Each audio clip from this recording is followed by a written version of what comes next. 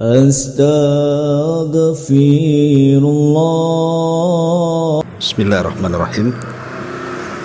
Assalamualaikum warahmatullahi wabarakatuh.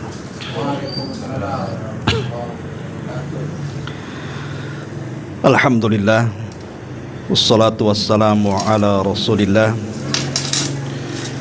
wa ala alihi wa sahbihi wa mawalah wa la hawla wa la quwata illa billahi wa ba'du.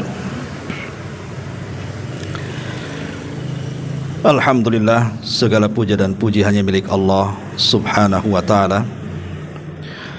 Salat dan juga salam kita hadiahkan kepada Rasul kita Nabi besar Muhammad sallallahu alaihi wa ala alihi wasallam. Ma'asyiral muslimin wal muslimat rahimani wa rahimakumullah. Kajian di malam hari ini kita akan membahas sebuah ayat dalam Al-Quranul Karim, tepatnya pada surah At-Taubah ayat 40. Allah subhanahu wa ta'ala berfirman, illa tansuruhu faqad nasarahu Allahu id akhrajahu alladhina kafaru thaniya thnaini idh huma fil ghari idh yaqulu li sahibihi la tahzan innallaha ma'ana fa anzalallahu sakinatahu alaihi wa ayyadahu bijunudin lam tarawha wa ja'ala kalimatal ladzina kafaru sufla wa kalimatullahi al-ulya wallahu azizun hakim.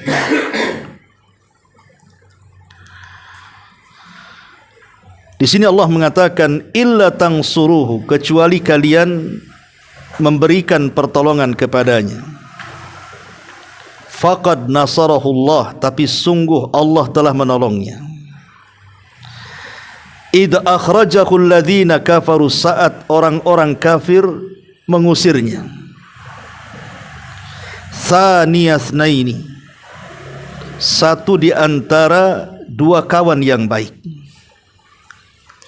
Idh huma fil ghar, ketika keduanya berada dalam gua. Idh yaqulu li sahibihi, ketika dia berkata kepada temannya, la tahzan, jangan sedih.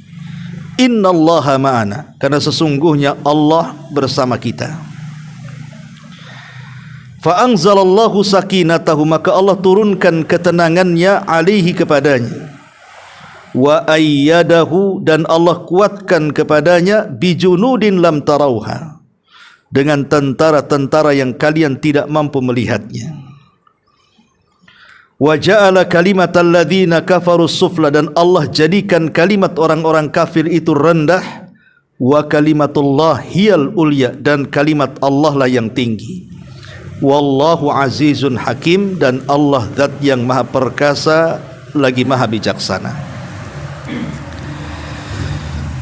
Taib, ma'asyiral muslimin wal muslimat rahimakumullah. Ayat ini, surah At-Taubah ayat 40 ini menjelaskan kepada kita tentang persahabatan, tentang persahabatan yang sesungguhnya, yang patut kita tiru. Persahabatan apa? Persahabatan Nabi SAW dan teman terbaiknya Abu Bakar Siddiq radhiyallahu anhu. Karena ayat ini turun kepada dua manusia mulia ini. Pertama kepada Rasulullah, dan yang kedua kepada Abu Bakar Siddiq radhiyallahu anhu. Di sini Allah Subhanahu wa taala memberikan kemuliaan kepada Abu Bakar sebagai teman terbaik Rasul dengan firman-Nya Thaniya itsnaini, satu di antara dua manusia terbaik. Sebagian ahli tafsir mengatakan maksudnya satu di antara keduanya, yang pertama adalah Abu Bakar, dan satu di antara keduanya maksudnya adalah Nabi SAW. Kenapa didahulukan Abu Bakar kemudian Nabi? Karena Abu Bakar Siddiq radhiyallahu an semenjak awal dia masuk Islam, dia sudah menyerahkan bukan hanya hartanya, keluarganya, tapi jiwanya untuk Nabi SAW. Makanya Allah sebutkan Abu Bakar dulu kemudian Nabi, dan tidak ada sahabat seperti Abu Bakar. Apalagi keislaman Abu Bakar Siddiq radhiyallahu an ini membawa pengaruh besar dalam Islam. Ya betul, orang yang pertama masuk Islam adalah Khadijah dari kalangan wanita. Kemudian disusul dengan Ali bin Abi Thalib radhiyallahu an dari kalangan anak-anak.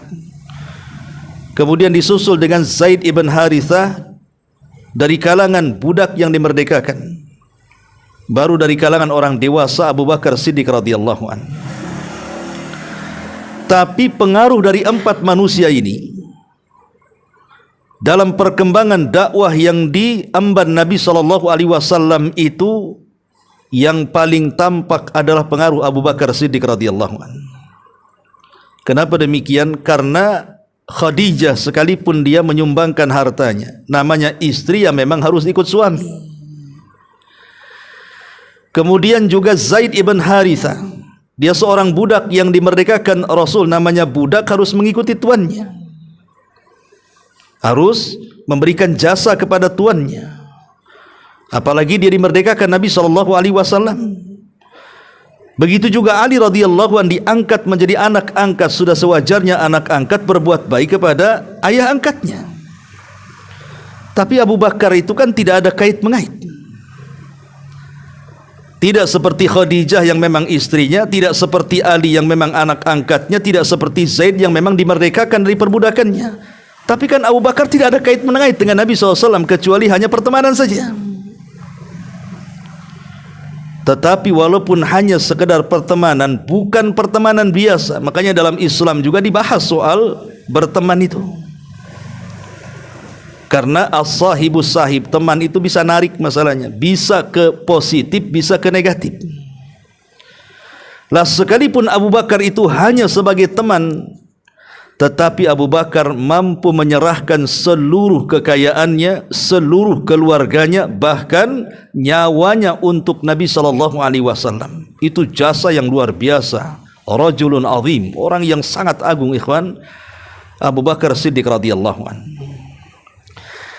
Ma'asyiral muslimin rahimakumullah. Di sini Allah Subhanahu wa taala mengatakan tsaniyasnaini, satu di antara dua manusia mulia. Dialah Abu Bakar Siddiq radhiyallahu an.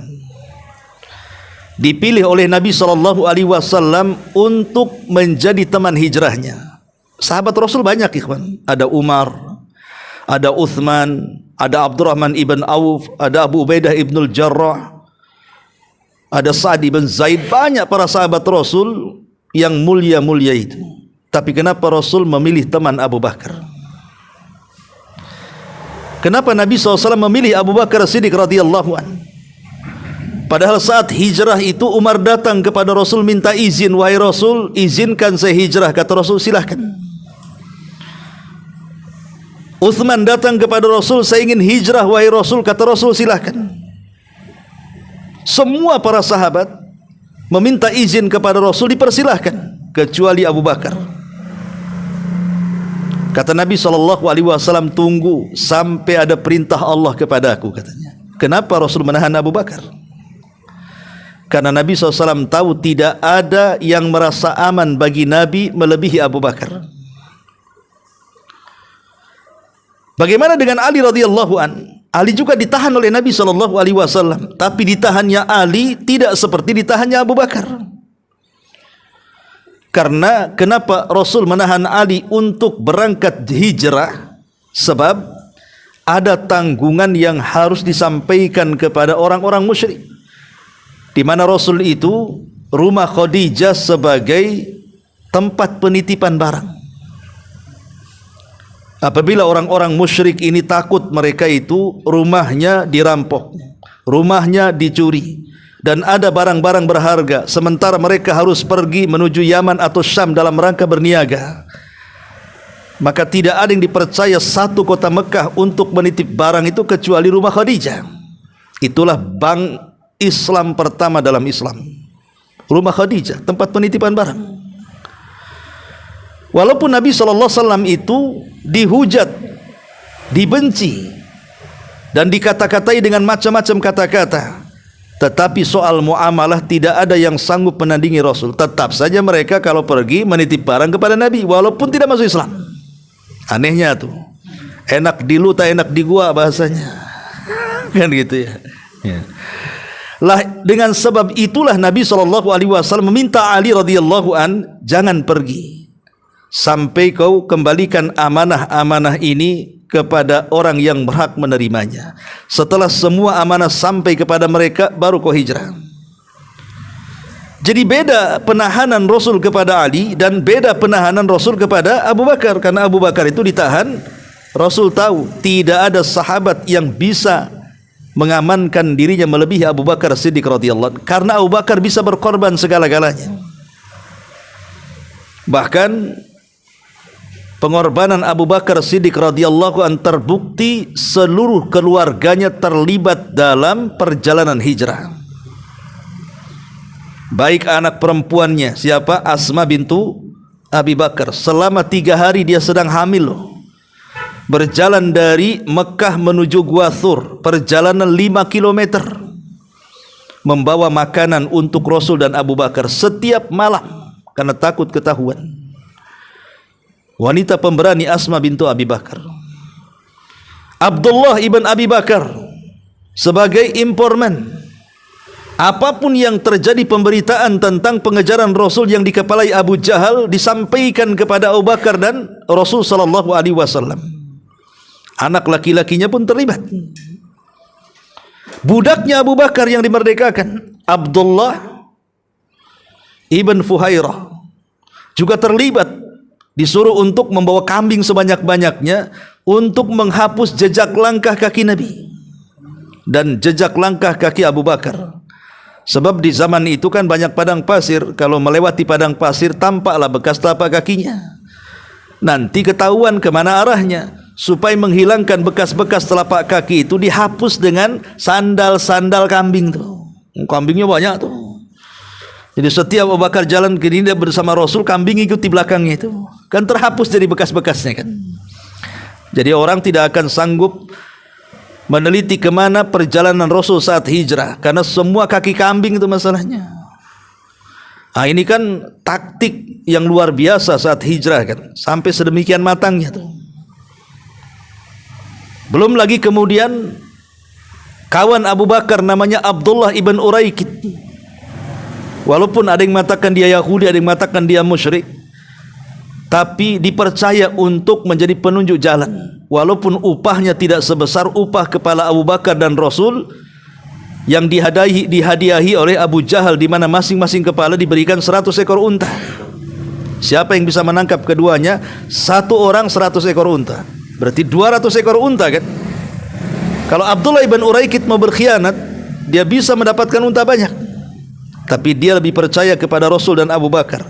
Dia lebih memilih upah yang kecil tapi memegang amanah walaupun di atas kesyirikannya. Jadi tidak semua orang kafir juga jahat kan itu. Ada yang baik juga secara muamalah maksudnya. Tapi sebaliknya tidak semua muslim pun baik dalam bermuamalah. Banyak juga yang curang dalam dagang, yang tidak mau bayar hutang, ya gini ya. Banyak juga yang muamalahnya itu suka ghibah, suka namimah, macam-macam. Itu tergantung pengamalan ia terhadap Islam, karena Islam itu sudah mengajarkan kebaikan semuanya. Kalau diamalkan semua baik. Ya. Lihat bagaimana Abu Bakar Siddiq radhiyallahu anhu dikatakan tsaniyasnaini idhuma fil ghar, ketika keduanya berada dalam gua.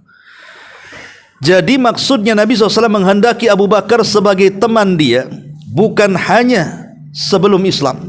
Dia sudah berteman dia. Rasul dan Abu Bakar itu dalam berniaga. Ketika Nabi SAW datang menemui Rasul menemui Abu Bakar dan mengatakan, masuklah Islam wahai Abu Bakar.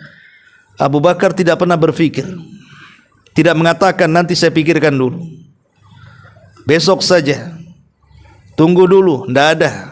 Ketika ditawarkan Islam langsung asyhadu alla ilaha illallah wa asyhadu anna Muhammadar Rasulullah. Satu-satunya sahabat yang masuk Islam tidak ada keraguan itu cuma Abu Bakar. Yang lain masih nunggu dulu, nanti dulu, mikir dulu, betulkah dia nabi atau bukan? Masih banyak pikiran yang lain itu. Abu Bakar tidak. Langsung sami'na wa ata'na. Ya. Makanya Nabi SAW memilih Abu Bakar itu karena Abu Bakar itu memiliki hati yang sangat jernih. Apa sih keunggulan Abu Bakar dibandingkan sahabat yang lainnya? Ulama mengatakan bima waqara fi qalbi. Karena Abu Bakar punya amalan hati yang tidak dimiliki siapapun sahabat yang lainnya. Dia punya amalan hati yang luar biasa. Mudah membenarkan apapun yang dikatakan Nabi. Dan dia tidak pernah membantah ucapan Nabi. Bahkan apapun yang dikatakan Nabi itulah keputusannya. Saat Hudaybiyah, umrah Hudaybiyah, ya, itu kan tidak bisa masuk di umrah perdana itu. Ketika masuk ke tanah haram saja orang-orang musyrik sudah menghunus pedangnya. Tentu Rasul tidak mau perang karena perang di tanah haram tidak boleh. Rasulullah yang menjelaskan kami datang untuk umrah bukan untuk perang katanya. Akhirnya kemudian terjadilah diskusi antara Rasul dan para sahabat dengan para pembesar orang-orang Quraisy dan diakhiri dengan perjanjian yang merugikan kaum muslimin 100%. Namanya perjanjian Hudaybiyah. Karena Rasulullah SAW sudah pakai kain ihram, sudah niat untuk umrah, otomatis kalau orang sudah pakai kain ihram tidak boleh ditanggalkan dengan mengganti pakaian yang lain sampai diselesaikan umrahnya. Sampai dia melaksanakan tawaf, sampai dia melaksanakan sa'i, baru cukur rambut, baru boleh dibuka ganti pakaian. Itu memang ibadah umrah seperti itu. Karena banyak masyarakat awam gitu ya. Dan ini juga terjadi kepada jamaah saya ketika saya bawa umrah tuh. Padahal sudah kita kasih keterangan sebelum berangkat itu kan ada manasik ya kan. Tapi mungkin karena lupa atau karena apa gitu kan. Yang jelas karena kejahilan lah. Habis tawaf, ya, kemudian sa'i belum cukur rambut. Itu sudah dibuka kain ihramnya. Padahal kan tidak boleh, cukur rambut dulu baru buka kain ihram kan, itu pakai pakaian biasa. Ya. Lah Nabi SAW ini sudah niat di miqat untuk umrah, atau otomatis sudah diselesaikan kan. Sementara dia tidak bisa masuk karena dihadang, bahkan diancam perang. Terakhir kemudian berdamai dengan tercetusnya bulir-bulir kesepakatan damai yang disebut dengan perjanjian Hudaybiyah itu. Maka Rasulullah SAW kemudian mengatakan, karena kita tidak bisa melakukan umrah perdana ini untuk menghalalkan kalian supaya bisa menanggalkan kain ihram, botaklah kepala kalian atau ya cukurlah kepala kalian. Semua sahabat tidak mau, karena merasa kita direndahkan kaum muslimin, terutama Umar. Dia enggak mau membotakin kepalanya, maunya perang-perangan gitu. Itulah Umar katanya kan.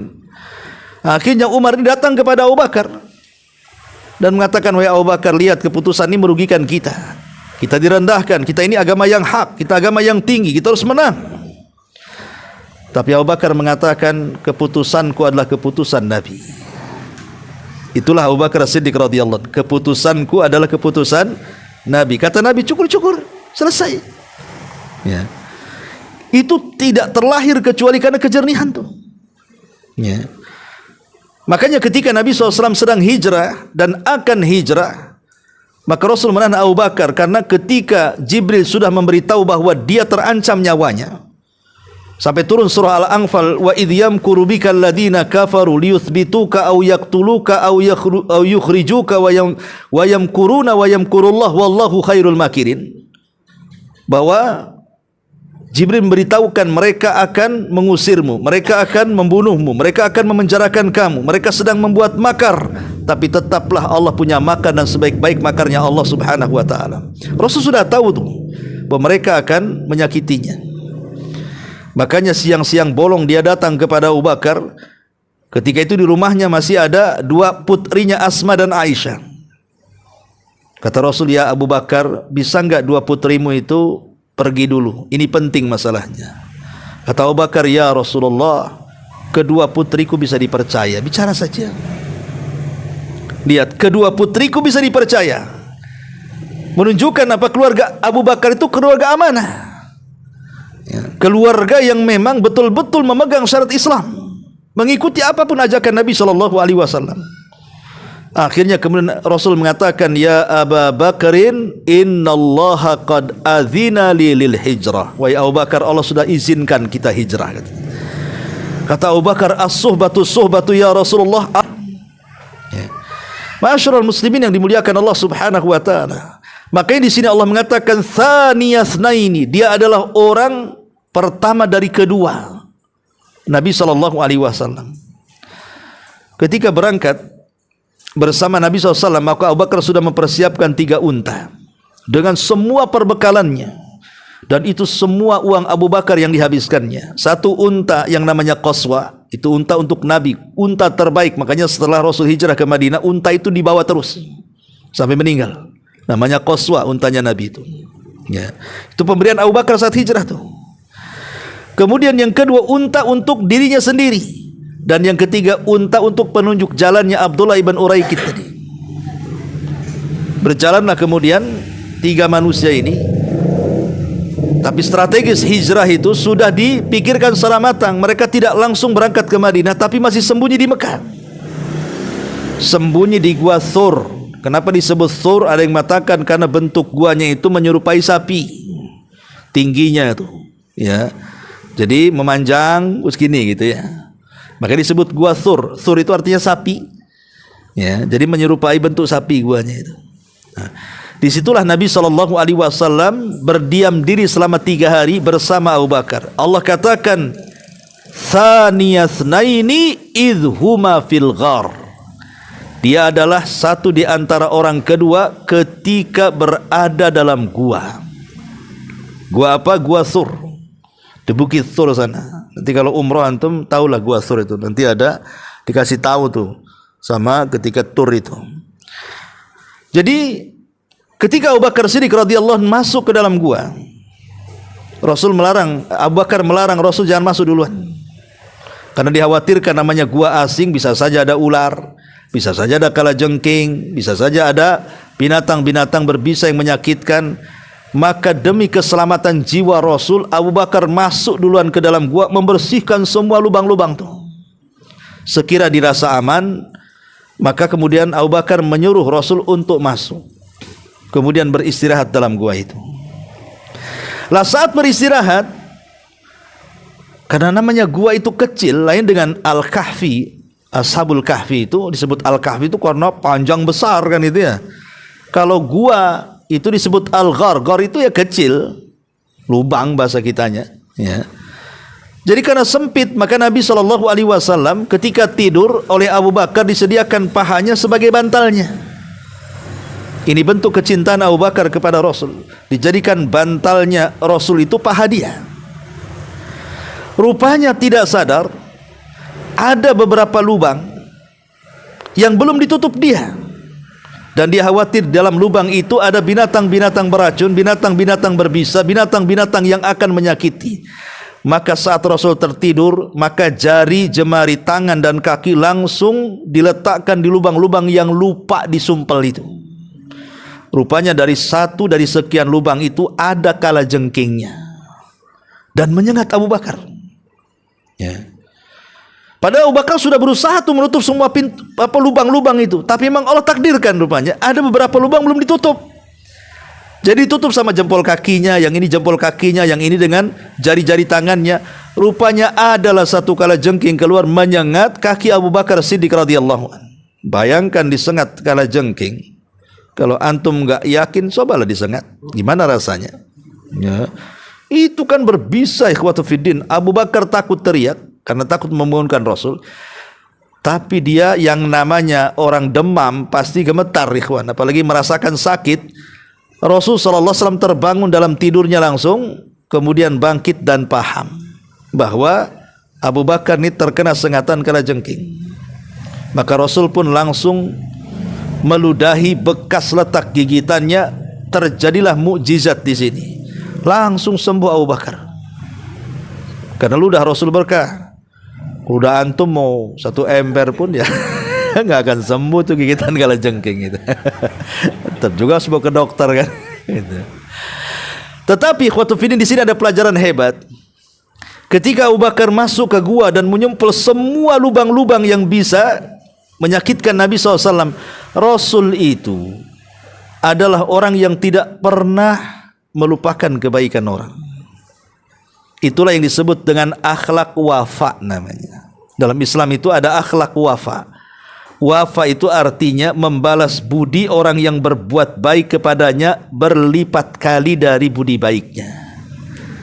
Kalau antum tolong saya, pamannya saya ini perlu makan gitu ya, ditolong, diberikanlah nasi padang 1 bungkus, maka besok saya ambil 10 bungkus, ambil. Nah, gitu. Itu namanya wafa. Wafa itu dia akan membalas kebaikan orang berlipat ganda dari kebaikannya. Itulah akhlak Nabi. Jadi Nabi SAW itu karena kebaikan Abu Bakar saat menyumpel semua lubang-lubang dalam gua itu, saat detik-detik wafatnya, saat sakitnya Nabi SAW, sahabat berkumpul di Masjid Nabawi itu, detik-detik wafatnya Nabi itu. Ya. Kemudian Rasul berkhutbah, dan itu khutbah terakhir, karena habis itu Rasul nggak berkhutbah lagi, meninggal. Saat berkhutbah, ada kata-kata khutbah yang membuat sedih Abu Bakar. Apa kata-kata khutbah? Innallaha yukhayyiruni baina dunya wa baina ma indallah. Innallaha yukhayyiru abdan. Innallaha yukhayyiru abdan baina dunya wa baina indallah. Sesungguhnya Allah telah memilih seorang hamba antara tetap hidup di dunia ataukah memilih hidup di sisi Allah Subhanahu wa taala, antara mati dan hidup. Semua sahabat tidak paham karena Rasul menggunakan bahasa umum. Allah memilih seorang hamba. Siapa hamba di sini? Tapi Abu Bakar paham bahwa yang dimaksud hamba di situ adalah Nabi sendiri. Maka Abu Bakar menangis sambil dia mengatakan, fadainaka ya Rasulullah bi amwalina, fadainaka ya Rasulullah bi ahlina, fadainaka ya Rasulullah bi auladina wa bi nafsina. Ya Rasulullah, kami tebus dirimu dengan harta-harta kami, kami tebus dirimu dengan keluarga kami, kami tebus dirimu dengan anak-anak kami, bahkan dengan jiwa kami, asal engkau jangan meninggalkan kami. Gitu. Abu Bakar paham dengan khutbah itu. Sahabat tidak paham.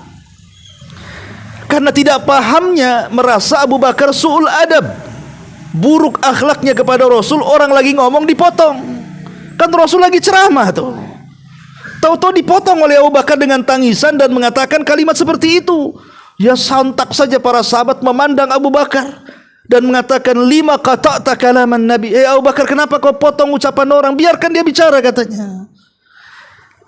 Tapi Nabi SAW ketika semua sahabat menyalahkan Abu Bakar, Rasul membela Abu Bakar. Teringat dengan kisah gua. Rasul teringat dengan kisah gua. Bagaimana Abu Bakar itu menyumpel semua lubang-lubang yang ada di gua itu supaya jangan ada satu ular kalajengking atau binatang berbisa yang menyakiti Rasul.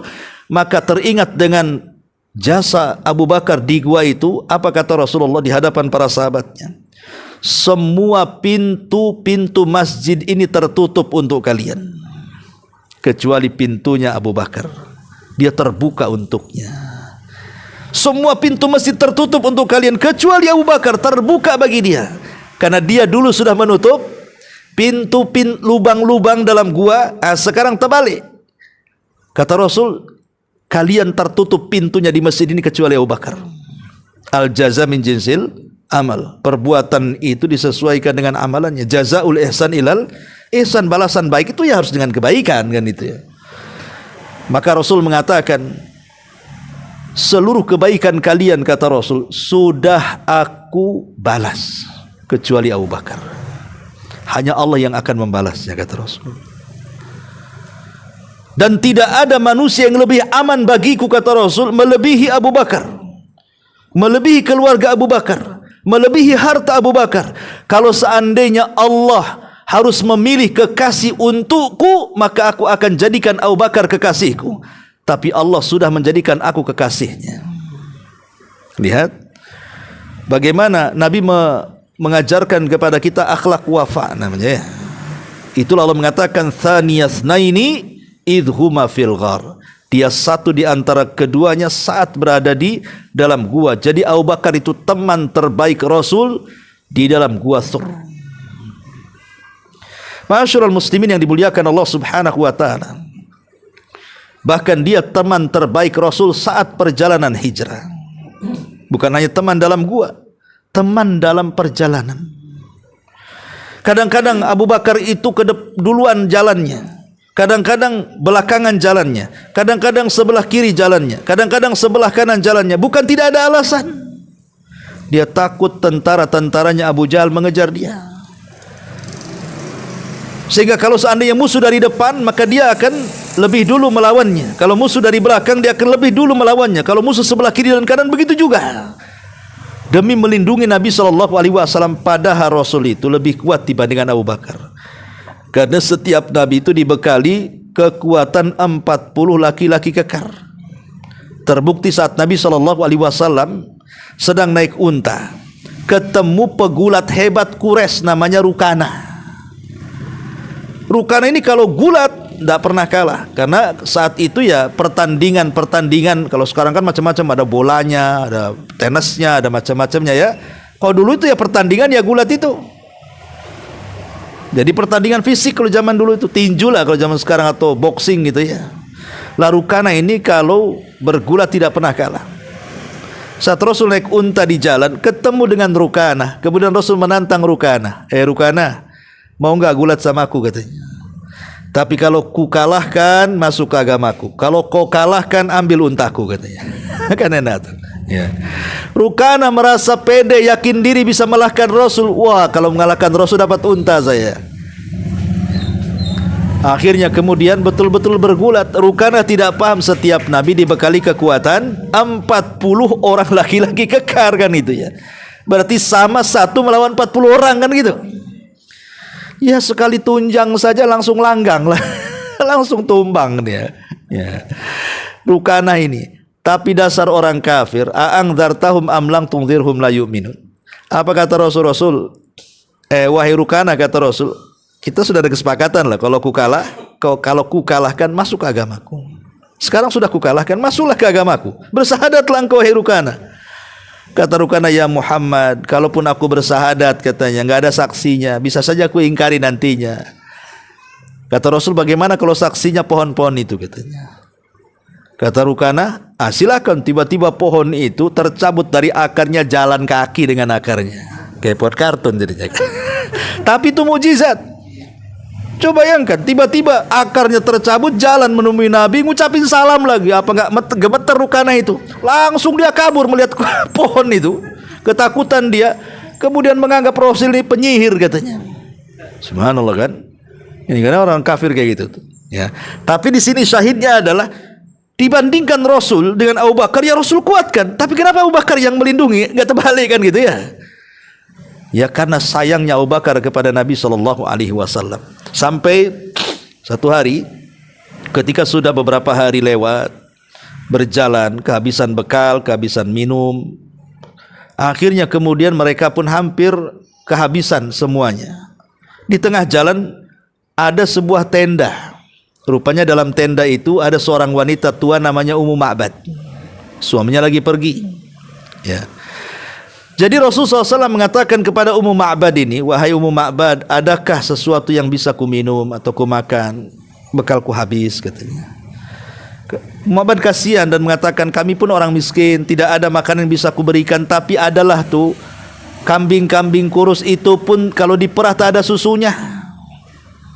Cemana ini, katanya. Kata Rasul, tidak apa-apa, asal kau izinkan kambing kurus itu, maka akan terjadi sesuatu. Makanya dikasihlah kambing kurus kepada Rasul, diusaplah putingnya. Tiba-tiba gemuk tetenya, kemudian diperah air susunya, kemudian sampai satu baskom. Banyak hasilnya tuh. Itu mukjizat tuh. Ya.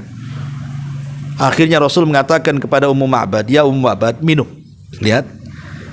Rasul SAW menghormati tuan rumah. Walaupun selapar apapun, sehaus apapun, tetap diberikan ke pemiliknya. Kalau kita di posisi Nabi, langsung diminum, kita lagi haus kan gitu. Tapi enggak, Ma'bad minum sampai kenyang. Kemudian kata Rasul, wahai Abu Bakar minum. Kata Abu Bakar, engkau saja.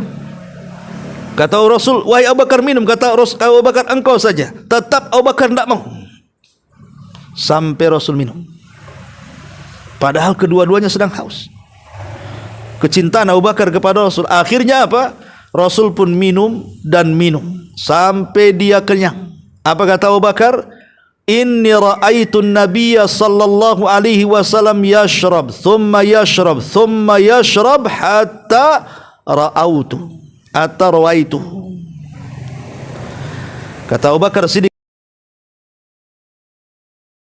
minum lagi, kemudian minum lagi sampai hilang hausku katanya. Siapa yang minum, siapa yang hilang hausnya coba?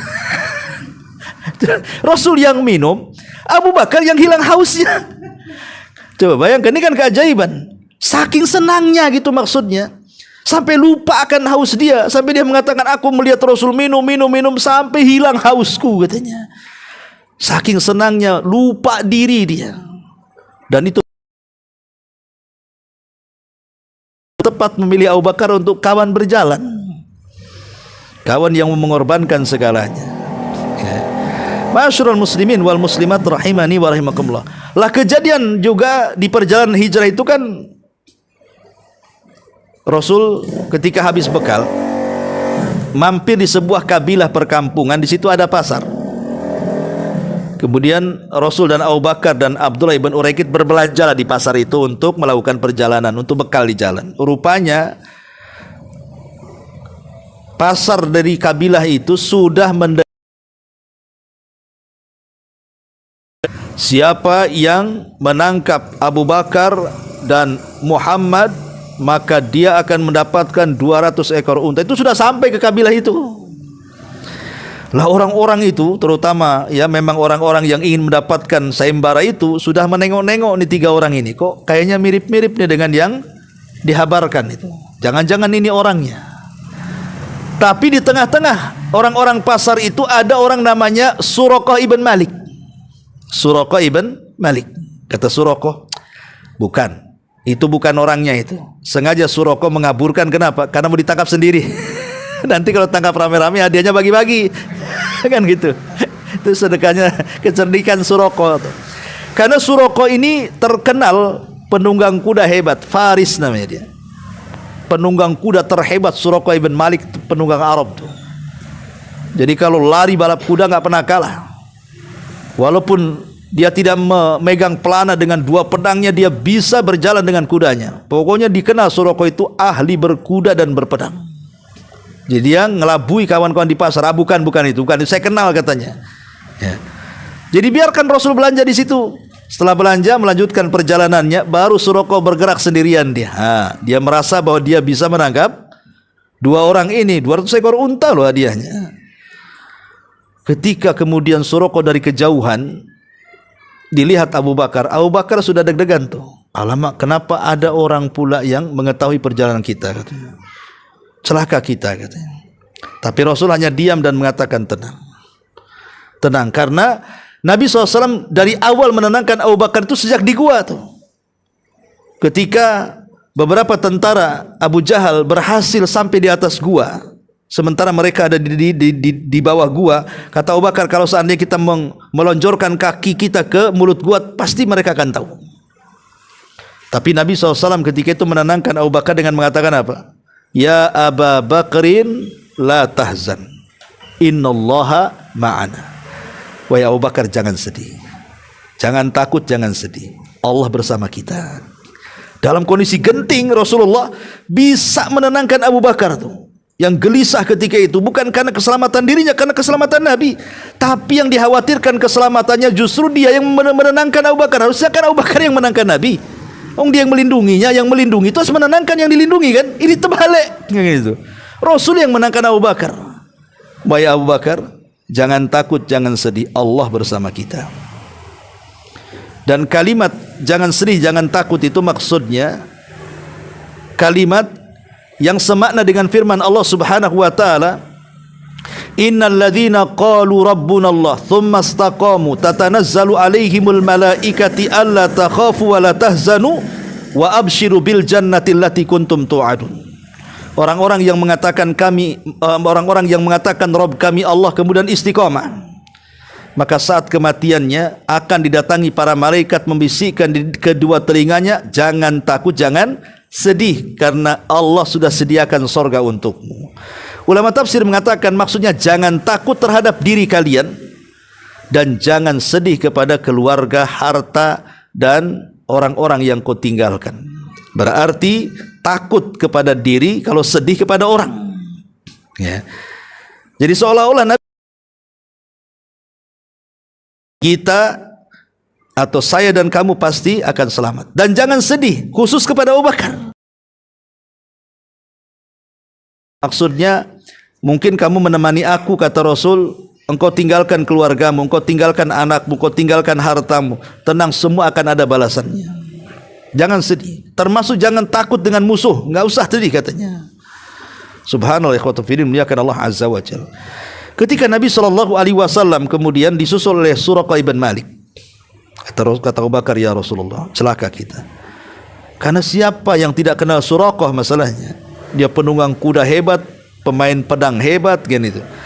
Tapi Allah sudah takdirkan Suraqah ini tidak akan mampu menangkap Nabi, apalagi membunuh Nabi. Menangkap Abu Bakar ataupun membunuh Abu Bakar, enggak akan sanggup karena Allah sudah bersama Rasul dan Abu Bakar.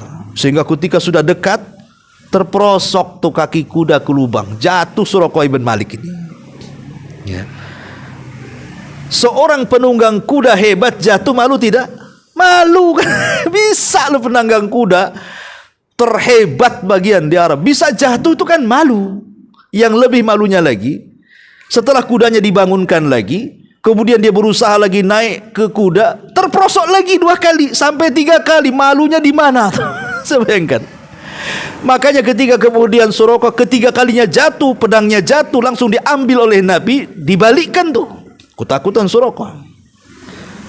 Kemudian kata Rasul, ada sesuatu yang jauh lebih baik. Saya tidak akan membunuhmu, tapi masuklah ke agamaku, katanya. Kata Suraqah, tidak mau, katanya. Kalau begitu, kata Suraqah, jangan kau bunuh aku. Dan saya tidak akan menceritakan kepada siapapun tentang perjalananmu. Kata Nabi, masuk Islamlah wahai Suraqah. Nanti akan dipakaikan ke badanmu selendang-selendang, baju-baju, ya, kebesaran Persia kepadamu, katanya.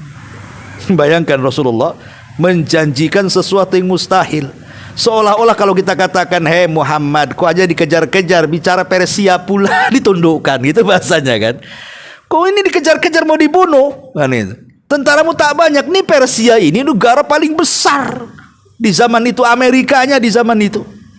Karena dia lebih luas dibandingkan Romawi, ya, Persia ini kan. Sementara Rasul aja belum punya negara, kok cerita Persia, ya. Tapi tentu Rasul itu bicara bukan dengan hawa nafsunya, itu sudah prediksi yang Allah wahyukan kepadanya, kan begitu. Tapi tetap saja Suraqah tidak mau masuk Islam karena kan dikiranya dongeng, kan gitu ya. Tetapi Suraqah pun tetap dia tidak mau masuk Islam dan akan menjamin keamanan. Setelah Rasulullah SAW mengadakan perjanjian baik, kalau begitu saya terima. Tapi ada satu Suraqah yang minta kepada Rasul dan Abu Bakar, sembunyikan soal jatuhku dari kuda itu. Dia minta kepada Rasul dan Abu Bakar, tolong sembunyikan, jangan diceritakan sama orang kalau aku jatuh di kuda itu, kan malu masalahnya kan. Ya. Subhanallah, belakangan Suraqah masuk Islam. Dan ketika Rasul meninggal, kemudian Abu Bakar menjadi khalifah, kemudian Umar menjadi khalifah. Di masa Umar inilah Persia tumbang dan bisa ditaklukkan kaum muslimin. Bahkan semua pakaian-pakaian kebesaran Raja Persia menjadi barang ghanimah. Setelah pakaian-pakaian, langsung memanggil Suraqah. Aina Suraqah, katanya. Di mana Suraqah? Kemari, katanya. Umar kan tak tahu soal ucapan Nabi kepada Suraqah, kan? Ya. Tapi entah insting Umar langsung mengatakan, mana Suraqah, katanya. Suraqah salah satu pasukannya. Datanglah Suraqah, langsung sama Umar diletakkan tuh baju kebesaran Persia. Langsung dia tertawa, dia ingat dengan ucapan Nabi kan, kayak nggak percaya gitu maksudnya. Nah, dari situlah dia makin yakin, baru bercerita kepada orang-orang tentang ucapan Nabi bahwa kalau dia masuk Islam akan dipakaikan kebesaran bajunya Persia tuh. Ya. Tapi syahidnya di sini bahwa Nabi SAW terus berjalan ditemani Abu Bakar Siddiq radhiyallahu anhu sampai ketika mendekati Kuba. Ada orang Yahudi yang naik ke atas kurma, sedang memanen kurma. Dan orang Yahudi juga sudah tahu kabarnya akan kedatangan Nabi dan para sahabatnya dari Mekah gitu. Mereka sedang menunggu-nunggu Nabi. Setiap hari mereka nunggu Nabi. Karena kehilangan kontak semuanya, ikhwan. Baik orang Madinah yang menunggu kehilangan kontak, baik keluarga yang ditinggalkan kehilangan kontak. Ya wajar, zaman itu belum ada HP kan gitu ya. Kalau ada HP kan enak. Di mana Abu Bakar? OTW kan. Cekrek ada di sini. Ya, tenang ini kata Google Map katanya ke kiri ke kanan nyasar pula ujungnya. Jadi kalau zaman dulu tuh kan enggak ada itu Google Map itu, ya namanya kehilangan kontak. Terutama yang sedih itu keluarga Abu Bakar. Karena kan keluarga Nabi kan sudah hijrah gitu ya. Kan masih di Mekah masalahnya. Jadi mereka itu memikirkan macam mana nasibnya Rasul, macam mana nasibnya Abu Bakar, di mana dia, apakah tertangkap atau tidak, terbunuh atau antum aja kalau pergi, istri tidak tahu seminggu, itu udah macam-macam otak istri itu. Jangan kawin lagi, jangan mati, macam-macam kan. Ya. Jadi, tapi memang Allah Subhanahu wa taala Maha Adil. Di tengah perjalanan Nabi SAW berjumpa dengan jin yang dulu masuk Islam. Jadi ketika Rasul pulang dari Taif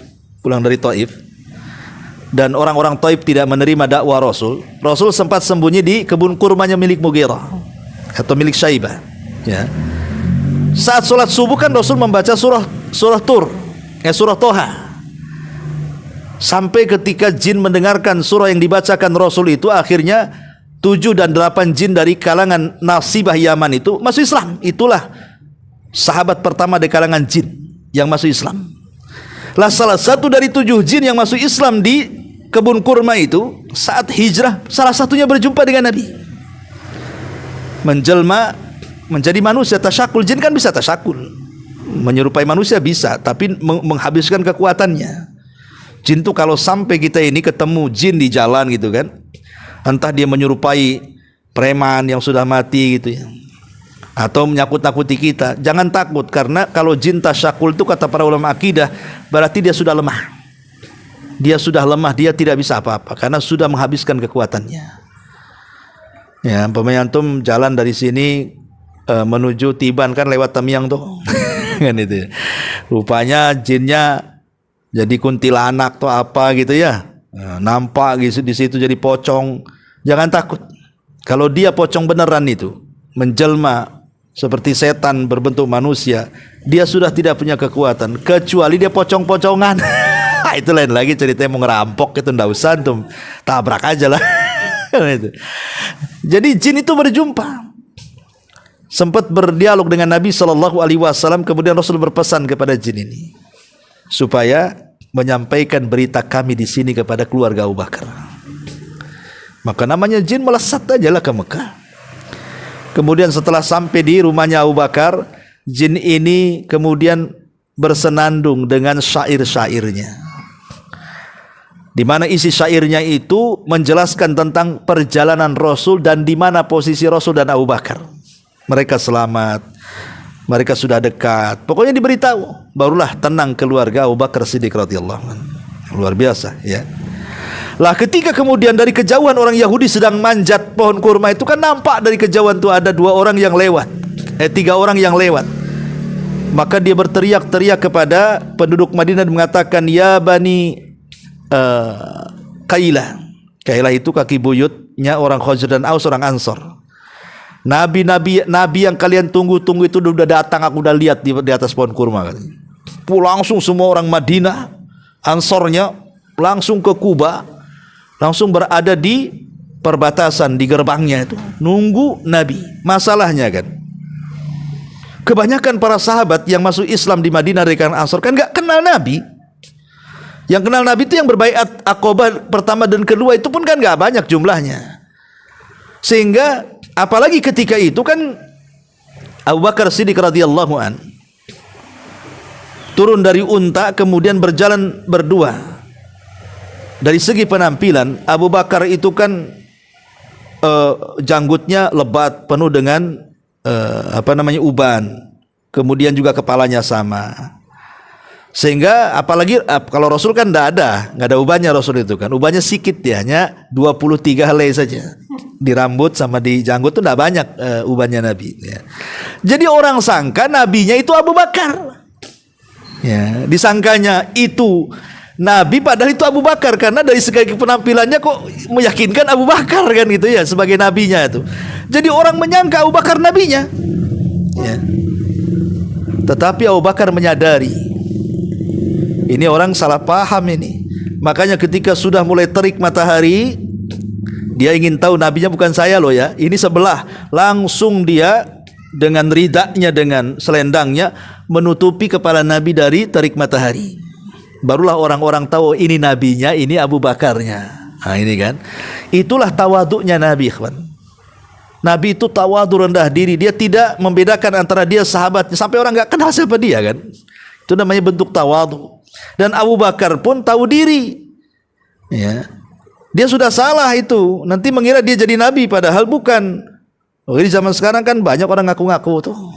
Itu penipuan lah ya rata-rata ya. Tapi yang jelas bahwa sampai di kota Madinah, maka Nabi SAW kemudian menetap di Madinah. Dan Abu Bakar dijadikan oleh Nabi SAW tempat berunding, tempat menukar pikiran, menukar pendapat.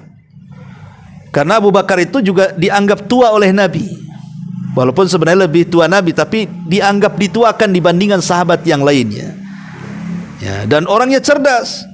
Kita pun sama kan, kalau kita ada orang yang dituakan, orangnya cerdas, kalau kita dialog, tukar pikiran kan enak dengan orang kayak gitu ya. Jadi itulah kemudian juga menjadi penenang bagi Nabi itu. Apalagi setiap pendapat Rasul itu tidak pernah dibantah, bahkan dikuatkan Abu Bakar. Jadi betul-betul dia sahabat Nabi dalam tukar pikiran. Bahkan dalam jihad juga sama. Abu Bakar adalah sahabat Nabi. Bahkan saat kematiannya juga Abu Bakar menjadi sahabat Nabi, karena kuburannya di samping Nabi. Kalau antum ke Masjid Nabawi, kuburan Nabi, Abu Bakar baru Umar di sininya. Dia menjadi sahabat Nabi sampai meninggal. Dan kita yakin bahwa keduanya juga menjadi sahabat di sorga. Itulah pertemanan yang luar biasa dari Nabi SAW dan Abu Bakar yang pantas untuk kita tiru. Wallahu alam, karena waktu juga. Sampai di sini mudah-mudahan ada manfaatnya. Subhanakallah bihamdika asyhadu an la ilaha illa anta astaghfiruka wa atubu ilaik. Allahu taala alam. Assalamualaikum.